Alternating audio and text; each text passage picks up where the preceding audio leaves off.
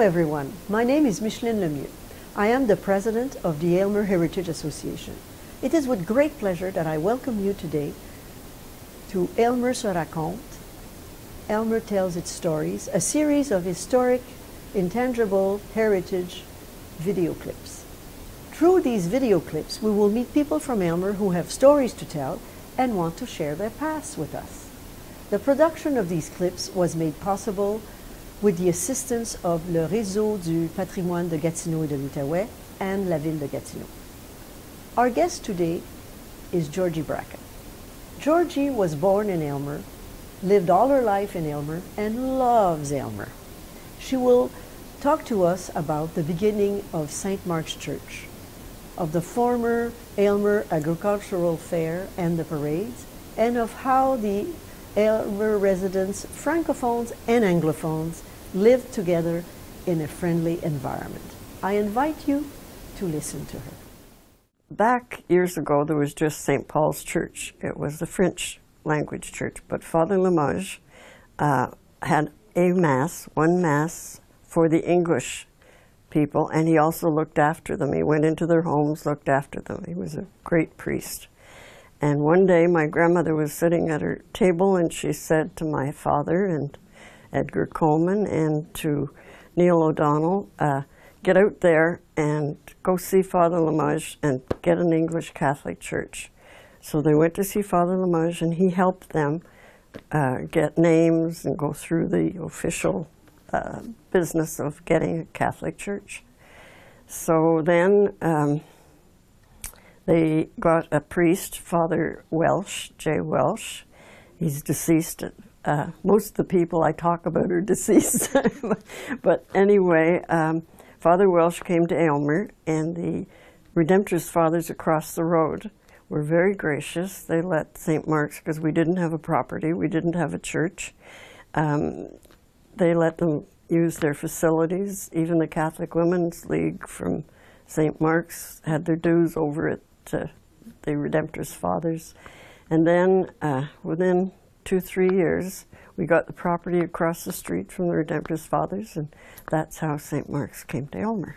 I was a second marriage at St. Mark's. I got married at age 22, and I lived, my grandmother's house is right next door to St. Mark's. Mm-hmm. And I remember the construction, yes. The fire of St. Mark's, it was, they found it was a teenage boy, but he had problems. He was sick. And there was no legal problems or any of that stuff for the boy. But then we had to get our monies together, and the church had been all paid for. And we had to get our monies together to finish the insides again. It's nice now, but it's not as beautiful as it was originally.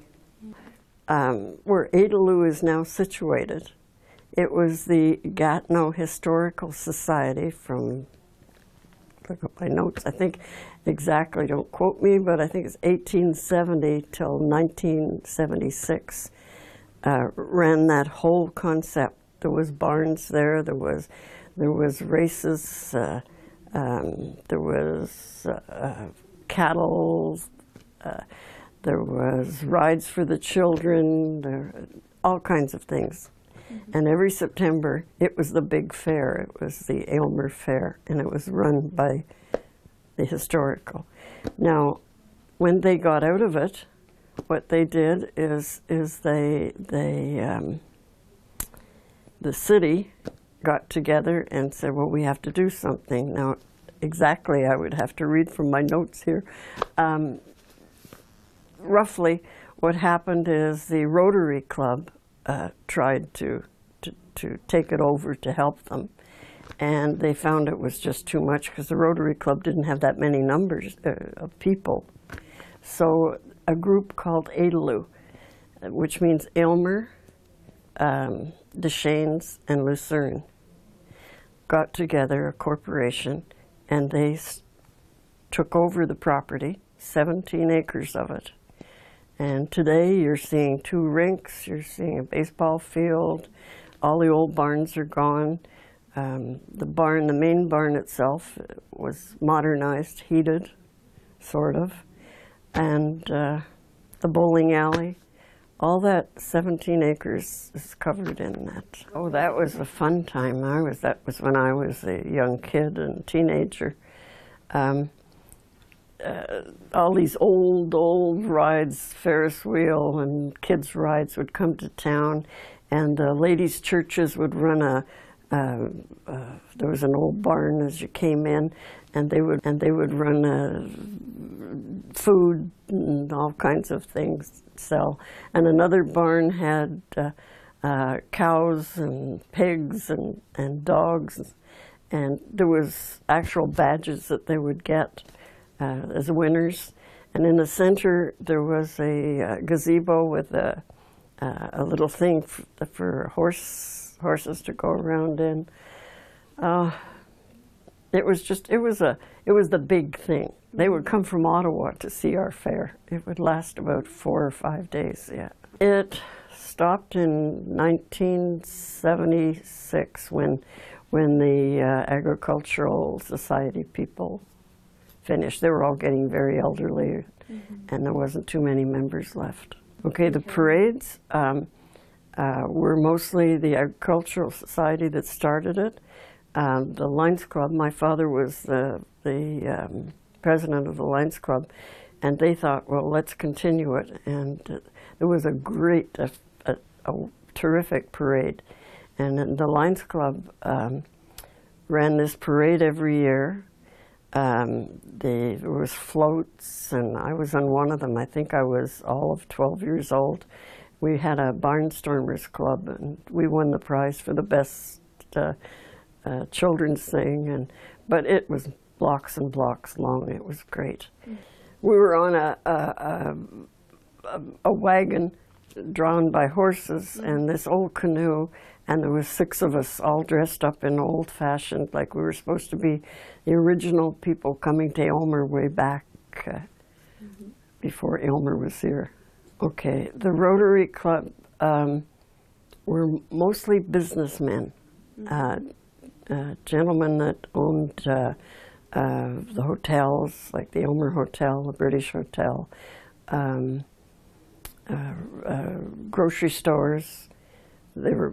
And the Lions Club were just ordinary people that lived in Aylmer that either worked at these stores or these hotels, or for the government across the way in Ontario. They worked basically, I have a list of things that they did, like the Rotary Club worked a lot with we didn't have health services in Aylmer then, and they would help people that had health problems. They would help people get to hospitals. They would help the students with bursaries for different schools. The Lions Club were the opposite. They were the recreational people. They backed all kinds of hockey teams for the kids and the adults. We had the Aylmer Amazons, the first softball girls team, and the Lions Club sponsored that, and my dad coached that. But we were very involved in recreation in Aylmer. I was always busy. I was a volunteer, but I worked. First of all, I started Montreal Life Insurance, then National Research Council, Public Relations, then I ended up on the Hill, worked for 2 members, Speaker of the House, and then I was in Staff Relations. So I spent my 18 to 55 years, but that was my background. I also started the Girl Guides at St. Mark's Church, 42 girls. Father said when I was 18, you were in the Girl Guides, I got 42 girls. So the second Aylmer Girl Guides, I started that. We did well with that. The girls all became leaders for the Brownies and the Girl Guides, and we started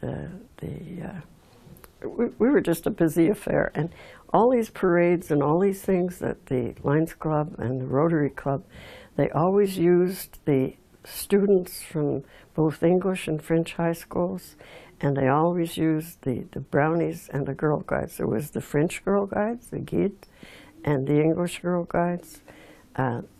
Boy Scouts, both English, French, everybody worked together with everything. I've been on the board of everything for Adaloo, the Sims Museum, the Aylmer Heritage. So I kept myself busy, so I enjoyed everything. I'll tell you a secret. When I worked at the House of Commons, I would speak French to the blue-collar workers, but I wouldn't speak French to the white-collar, because I was never secure with it. My mother used to get mad at that. I went to French school right up till high school. I went to the convent, but I lost it all completely. Married an Anglophone. I never kept it up. Canada is built of all kinds of languages, and Mr. Trudeau made it English-French, French-English. And I think it's important that all of the children today, if they're from a French family, they'd go to an English school, French school. But it's a little better.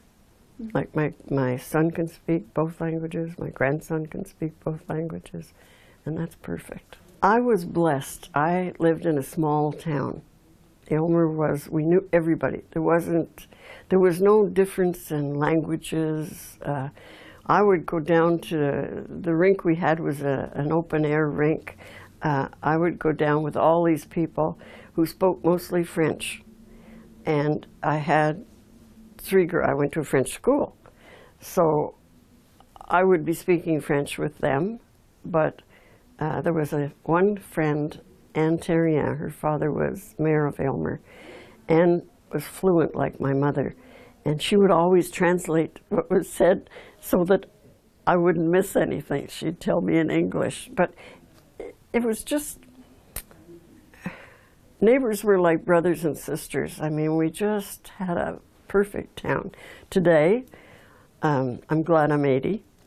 I still live in the same house, 58 years. My husband and I bought after we were married 2 years.